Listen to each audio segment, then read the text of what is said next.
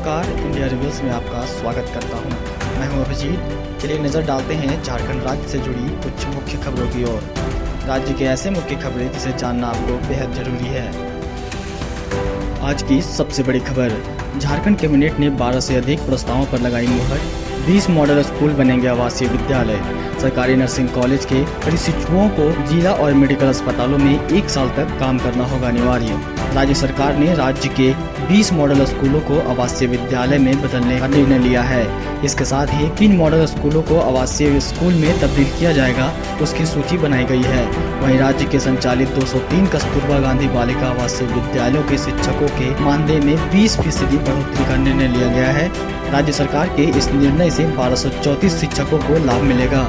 इसके लिए राज्य सरकार 3 करोड़ 53 लाख रुपए वहन करेगी। आज कैबिनेट की हुई बैठक में उक्त प्रस्तावों के साथ साथ 12 से अधिक प्रस्तावों पर स्वीकृति दी गई है। अब नजर डालते हैं दूसरी खबर की ओर। राज्य भवन ने तीसरी बार वित्त विधेयक लौटाया। हेमंत सरकार को राज्यपाल की सलाह। विधि विभाग में मंतव्य लेकर अनुमोदन के लिए भेजे विधेयक। झारखंड के राज्यपाल रमेश बैस ने झारखंड वित्त विधेयक को वापस कर दिया है। यह तीसरी बार हुआ है जब इस विधेयक को वापस किया गया है। वित्त विधेयक को वापस करते हुए राज्यपाल ने सूबे की हेमंत सरकार को सलाह भी दिया है। उन्होंने कहा है कि इस विधेयक को गंभीरता से समीक्षा करें और विधि विभाग से मंतव्य लेकर फिर अनुमोदन के लिए भेजें। अगली खबर शिक्षकों के लिए बहुत महत्वपूर्ण है। शिक्षक विभाग का सख्त निर्देश जारी। मास्टर साहब बायोमेट्रिक अटेंडेंस बनाइएगा तभी मिलेगा वेतन। अभी बड़ी संख्या में शिक्षक नहीं बना रहे हैं हाजिरी। स्कूली शिक्षा एवं साक्षरता विभाग ने इस राज्य के शिक्षकों को स्पष्ट रूप से कह दिया है कि जब तक बायोमेट्रिक तरीके से अपना हाजिरी नहीं बनाएंगे तब तक वेतन सहित दूसरे लाभ नहीं दिए जाएंगे। यह आदेश सरकारी शिक्षकों के साथ साथ अब सहायक अध्यापक बन चुके पारा शिक्षकों पर भी लागू होगा। विभाग की ओर से वैसे तो दिसंबर महीने से ही इससे संबंधित आदेश जारी किया गया था, पर जिलों से भेजे गए रिपोर्ट के विभाग ने पाया कि अब भी 10 के लगभग शिक्षक ऐसे हैं जो बायोमेट्रिक अटेंडेंस बनाने से गुरेज कर रहे हैं। ऐसे शिक्षकों के वेतन सहित अन्य लाभ रोकने की बात कही गई है। विभाग ने जिलों से यह भी पूछा है कि उस वजह का पता लगाइए कि शिक्षक बायोमेट्रिक अटेंडेंस क्यों नहीं बना रहे हैं। तो चलिए जानते हैं कि अटेंडेंस और वेतन को लेकर क्या है आदेश।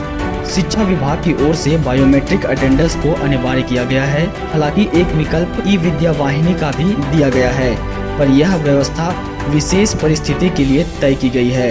यह वैसे शिक्षकों के लिए है जो असमर्थ हैं। शिक्षा सचिव रवि कुमार ने भी स्पष्ट किया था कि जो शिक्षक ई विद्या वाहिनी पोर्टल पर विशेष परिस्थितियों में उपस्थिति दर्ज करने में असमर्थ हैं, उनकी स्थिति को देखते हुए उनकी मैनुअल उपस्थिति के आधार पर उनका वेतन भुगतान किया जाएगा।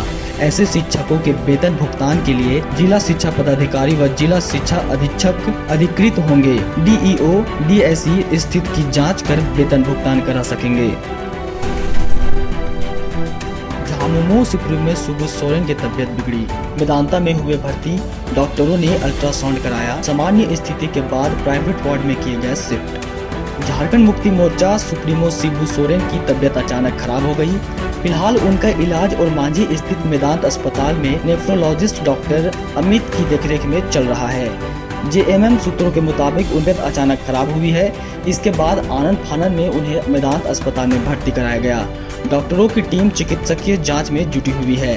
अब तक मिली जानकारी के अनुसार डॉक्टरों ने उनका अल्ट्रासाउंड कराया है। इसके बाद स्थिति की गंभीरता को देखते आगे इलाज किया जाएगा।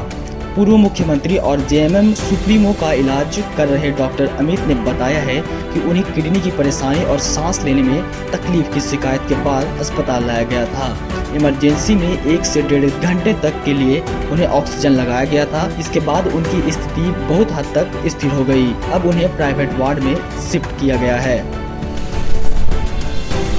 अगली खबर, अर्धनिर्मित घर से 1.5 साल बाद शव किया बरामद। दूसरे समुदाय की लड़की से किया प्रेम विवाह, फिर मारकर दफनाया। जेसीबी से खोदकर पुलिस ने निकाला शव का अवशेष। गिरिडीह जिले के गांव थाना क्षेत्र के मालडा साहू टोला से एक अजीबोगरीब मामला सामने आया है। यहां सड़क किनारे स्थित एक अर्धनिर्मित मकान से पुलिस ने 1.5 साल बाद महिला का शव बरामद किया है। पुलिस ने मकान की जेसीबी से खुदाई कर महिला के शव को बरामद किया है।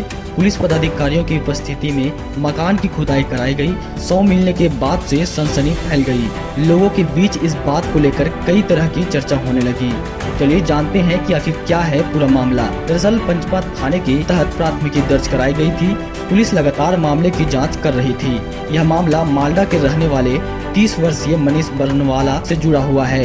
दरअसल उसने अपने पड़ोसी दूसरे समुदाय की युवती से प्रेम विवाह कर लिया था, जिसके बाद से वह पत्नी के साथ पंचबा में रहने लगा था। जिसके बाद गांव थाने में युवती के पिता ने बेटे की गुमशुदगी की शिकायत दर्ज कराई थी, लेकिन 164 के बयान में लड़की के द्वारा अपनी मर्जी से प्रेम विवाह की बात स्वीकार करने पर मनीष को बरी कर दिया गया था। इसके बाद से दोनों पंचबा में रह रहे थे।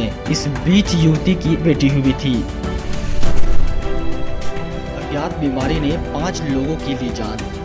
पश्चिमी सिंहभूम के बांदू गांव में एक सप्ताह में 5 लोगों की मौत हो गई। दहशत का माहौल, आज मेडिकल टीम करेगी जांच। पश्चिमी सिंहभूम जिले के बुदही प्रखंड के बांडू पंचायत के बांदू गांव में एक सप्ताह में 5 लोगों की मौत हो गई। मौत की वजह अज्ञात बीमारी बताया गया है। 5 लोगों के मौत का मामला लोसोद टोला का है। अनजान बीमारी से हो रही मौत की वजह ग्रामीणों में दहशत का माहौल है। बुदही प्रखंड कार्यालय में आयोजित 20 सूत्री कार्यक्रम क्रियान्वयन समिति की बैठक के मौके पर यह मामला सामने आया है। 20 सूत्री कमेटी के उपाध्यक्ष ने उठाया मामला। बैठक में बुद्धू पंचायत के पंचायत समिति सदस्य यह प्रखंड 20 सूत्री कमेटी के उपाध्यक्ष कृपा कोनगांडी ने यह मामला उठाया। उन्होंने गांव के लोसोदा टोला में अज्ञात बीमारी से एक सप्ताह के भीतर 5 ग्रामीणों की मौत के बारे में जानकारी देते हुए अविलंब मेडिकल टीम लोसोदा टोला भेजने की मांग की। कृपा कोनगांडी ने बताया कि लोसोदा टोला में स्थिति काफी गंभीर है। टोला में पेयजल सबसे बड़ी समस्या है। मेड पर अत्याचार करने वाले दंपति को नौकरी से किया बर्खास्त। इंश्योरेंस व पीआर कंपनी में करते थे जॉब। मेड को गर्म चिमटे से दागा था। हरियाणा के गुरुग्राम में 13 साल की मेड को गर्म चिमटे से दागने, पीटने व भूखा रखने की खबर सामने आने के बाद आरोपी पति पत्नी दोनों को उनकी कंपनी ने नौकरी से बर्खास्त कर दिया है। आरोपी Manish Khattar max life insurance व उनकी पत्नी कमलजीत कौर MPR कंपनी में काम करती थी। झारखंड के सीएम हेमंत सोरेन ने इस मामले पर तुरंत लिया एक्शन। झारखंड सरकार ने इस पर कड़ा संज्ञान लिया है। झारखंड के सीएम हेमंत सोरेन ने सिमडेगा के DC व SP को केस दर्ज करने को कहा। उन्होंने हरियाणा सरकार से मामले का संज्ञान लेकर कार्रवाई करने का आग्रह किया है। वहीं दूसरी ओर सीएम के आदेश के बाद झारखंड की एक टीम बच्ची को रेस्क्यू करने के लिए जल्द ही गुरुग्राम पहुंच सकती है। फिलहाल पीड़िता बच्ची का इलाज कराया जा रहा है। बच्ची मामले में आरोपी दंपति पर विभिन्न धाराओं के तहत केस दर्ज कर उन्हें गिरफ्तार भी कर लिया गया है। हजारीबाग शहर में पहली बार घुसा हाथी, 2 बुजुर्गों और बच्ची को पटक कर मार डाला, दूसरी गंभीर। हजारीबाग में बुधवार की अगली सुबह 4:30 बजे टरही जंगल की तरफ से शहर में पहली बार घुसे एक जंगली हाथी ने पूरे दिन उत्पात मचाया। 2 बुजुर्गों और एक बच्ची को पटककर मार डाला। वहीं एक बच्चे गंभीर रूप से घायल है। उसका इलाज रिम्स रांची में हो रहा है। प्रत्यक्षदर्शियों ने बताया कि सुबह करीब 4:30 बजे खिरगांव निवासी दामोदर साव और बाबू साव अपने अपने खेत में पानी पटा रहे थे। इसी बीच झुंड से बिछड़े हाथी ने उन्हें उठाकर पटक दिया। दोनों की मौत वहीं हो गई। वहीं शाम 7 बजे सिरसी गांव में हाथी ने एक बच्ची दिवंकर को पटक कर जख्मी कर दिया। देर शाम उसकी भी मौत हो गई। रात 8 बजे तक हाथी सिरसी की गलियों में घूमता रहा। पूरे इलाके में दहशत रहा। इससे पहले हाथी के हमले से गुस्साए लोगों ने हजारीबाग कतरा रोड जाम कर दिया। वे मृतकों के परिजनों के लिए मुआवजे की मांग कर रहे थे। वन विभाग और पुलिस के अफसर लोगों ने जाम हटाया। चलिए बढ़ते हैं अगली खबर की ओर। 3 दर्जन प्रस्तावों को मिली स्वीकृति। स्कूल, हॉस्पिटल व धार्मिक स्थलों के 100 मीटर की जद में मीट, शराब बिकने पर रोक। राजधानी में अब स्कूल, हॉस्पिटल और धार्मिक स्थलों के 100 मीटर के दायरे में मीट, मुर्गा व शराब की बिक्री नहीं होगी। यह प्रस्ताव बुधवार को नगर निगम बोर्ड की बैठक में स्वीकृति किया गया। करीब 4 माह बाद डिप्टी मेयर संजीव विजयवर्गीय की अध्यक्षता में हुई निगम बोर्ड जनहित से जुड़े करीब 1 दर्जन प्रस्तावों पर सहमति दी गई। इसमें शहर में पार्कों का संचालन दिल्ली की तरह पर मोहल्ला कमेटी से कराने पर भी सहमति दी गई। क्योंकि दिल्ली में पार्कों का संचालन मोहल्ला कमेटी करती है, इसके लिए किसी तरह का शुल्क नहीं लिया जाता। बैठक में प्रधानमंत्री आवास योजना के तहत बने 400 वर्ग फीट क्षेत्रफल के घरों को होल्डिंग टैक्स के दायरे से बाहर रखने पर स्वीकृति दी गई। राज्य सरकार ने नई होल्डिंग टैक्स नियमावली में ही यह छूट दे दी है, उसी को बोर्ड ने स्वीकृत किया। डिप्टी मेयर ने कहा कि शहर में पर्यटन विभाग के अंतर्गत आने वाले टाइगर हिल सहित अन्य स्थलों को निगम को हैंडओवर करने के लिए विभाग से पत्राचार करने पर सहमति बनी, ताकि निगम रख रखाव करके पर्यटकों को बेहतर सुविधा उपलब्ध कराए। मौके पर अपर नगर आयुक्त कुंजन सिंह, कुंवर सिंह, पावन ज्योति कुमार सहित सभी पार्षद थे। बढ़ते हैं अगली खबर की ओर। चैम्बर अध्यक्ष ने कहा, कृषि शुल्क विधेयक वापस नहीं लिया गया तो 15 फरवरी से राज्य में खदान की आवक बंद होगी।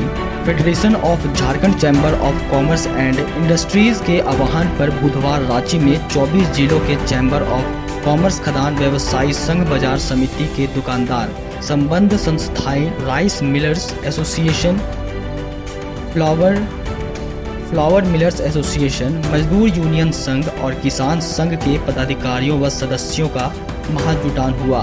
यहां व्यापारियों ने झारखंड में कृषि शुल्क का प्रभावी किए जाने के निर्णय का पुरजोर विरोध किया। सभी ने एक स्वर में कहा कि जब तक इस विधेयक को वापस नहीं लिया जाएगा तब तक हम आंदोलन जारी रखेंगे। चैम्बर अध्यक्ष ने कहा कि वार्ता नहीं, अब रन होगा। आटा, चावल, तेल सब बंद कर देंगे।